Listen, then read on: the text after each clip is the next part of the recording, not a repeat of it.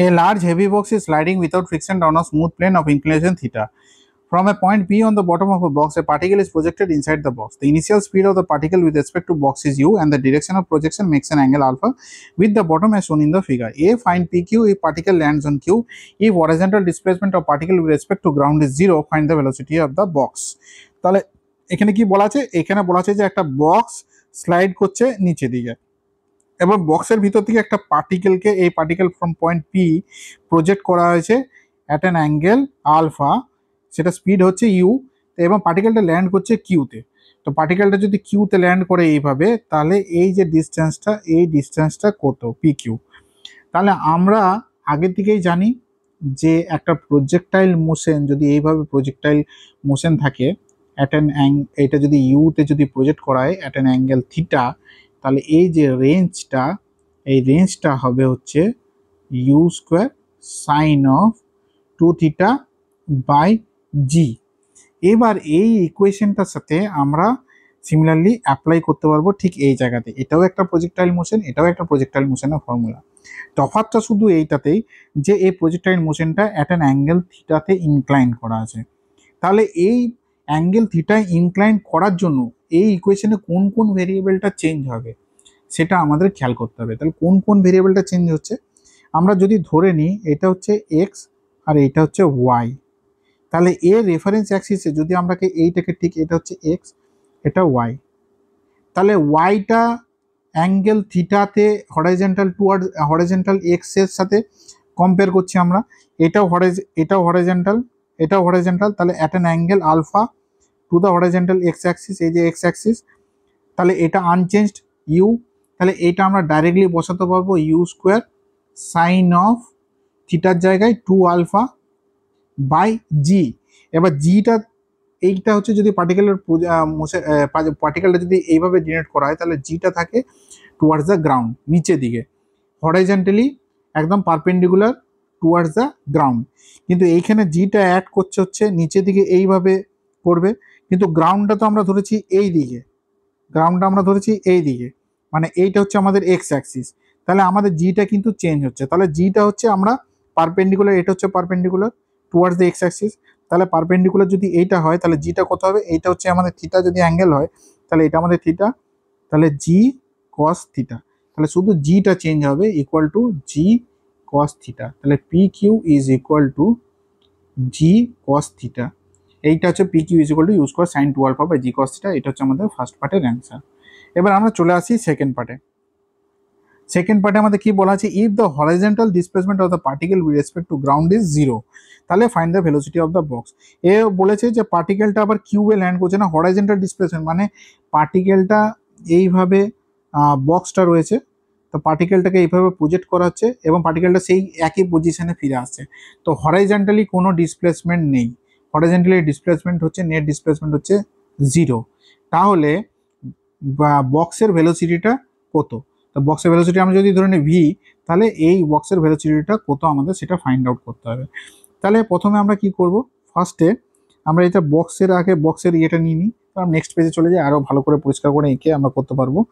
Next পেজে গিয়ে আমরা এইখানটা ঠিক, এটা হচ্ছে বক্স, তাহলে বক্সটা নিচের দিকে আসছে, ভেলোসিটি ভি আমরা ধরে নিয়েছি। এবার এইটা বক্সের একটা যে কোনো পয়েন্ট ধরে নিচ্ছি, এই পয়েন্টটা, এই পয়েন্টটাতে আমরা অরিজিনের একটা এক্স আর ওয়াই অ্যাক্সিস আঁকছি, পজিটিভ এক্স অ্যাক্সিস, এটা হচ্ছে পজিটিভ ওয়াই অ্যাক্সিস, এটা হচ্ছে নেগেটিভ ওয়াই অ্যাক্সিস, আর এটা হচ্ছে নেগেটিভ এক্স অ্যাক্সিস। এইবারে এই অ্যাঙ্গেলটা হচ্ছে থিটা, তাহলে এই অ্যাঙ্গেলটা হবে আমাদের থিটা, তাহলে এই কম্পোনেন্টটা কি হবে? এই কম্পোনেন্টটা হবে হচ্ছে ভি কস থিটা মাইনাস, আর এইদিকে নিচের দিকে কম্পোনেন্টটা কি হবে? Minus V sine of theta.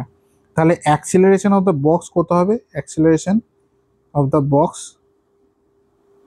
হবে minus V cos theta into I cap minus V sine of theta into J cap.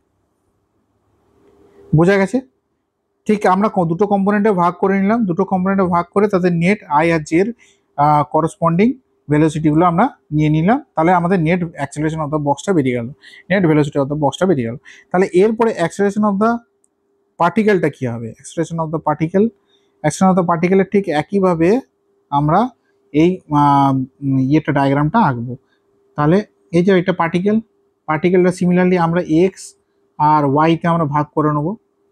এটা হচ্ছে পজিটিভ এক্স অ্যাক্সিস, এটা হচ্ছে পজিটিভ ওয়াই, এটা হচ্ছে নেগেটিভ ওয়াই, এটা হচ্ছে নেগেটিভ এক্স অ্যাক্সিস। তাহলে পার্টিকেলটা বলা হয়েছে এই দিকে অ্যাট অ্যান অ্যাঙ্গেল আলফাতে প্রজেক্ট করা হয়েছে উইথ ইউ ভেলোসিটি। তাহলে এইটা যদি আমাদের থিটা অ্যাঙ্গেল হয় তাহলে এই অ্যাঙ্গেলটা আমাদের থিটা হবে, তাহলে এই টোটাল অ্যাঙ্গেলটা হবে আলফা প্লাস থিটা এইটা। তাহলে এর কম্পোনেন্টে কি হবে, নেট কম্পোনেন্ট এই দিকের কম্পোনেন্টে কি হবে, এদিকের কম্পোনেন্টটা হবে আমাদের, এদিকের কম্পোনেন্টটা হবে আমাদের U cos of alpha plus theta, আর এই দিকের কম্পোনেন্টে কি হবে U sine of alpha plus theta.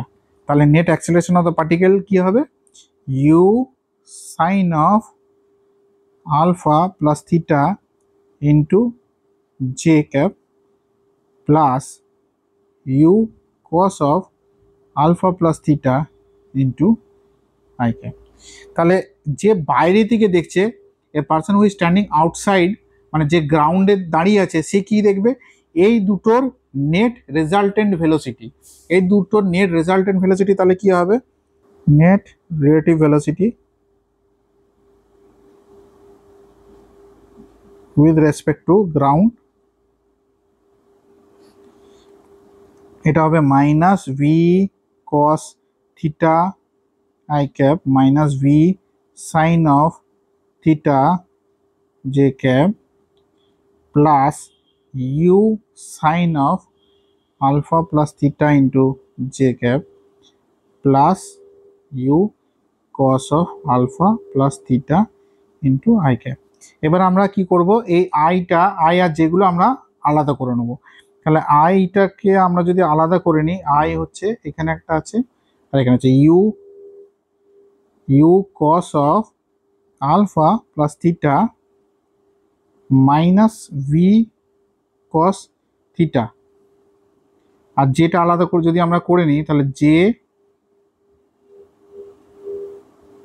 You sine of alpha plus theta minus V sine of theta, এটা আমরা আলাদা করে নিলাম। এটা আমরা পরের পেজে কপি করে নিই, তাহলে আমাদের বুঝতে সুবিধা হবে।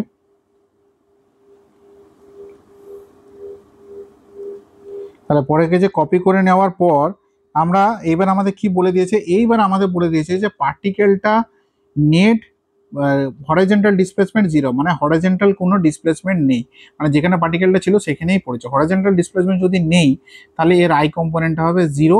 তাহলে এর আই কম্পোনেন্ট আমাদের ছিল হচ্ছে এইটা, i component u cos of alpha plus theta minus V cos theta is equal to zero according to the given condition, according to the given condition।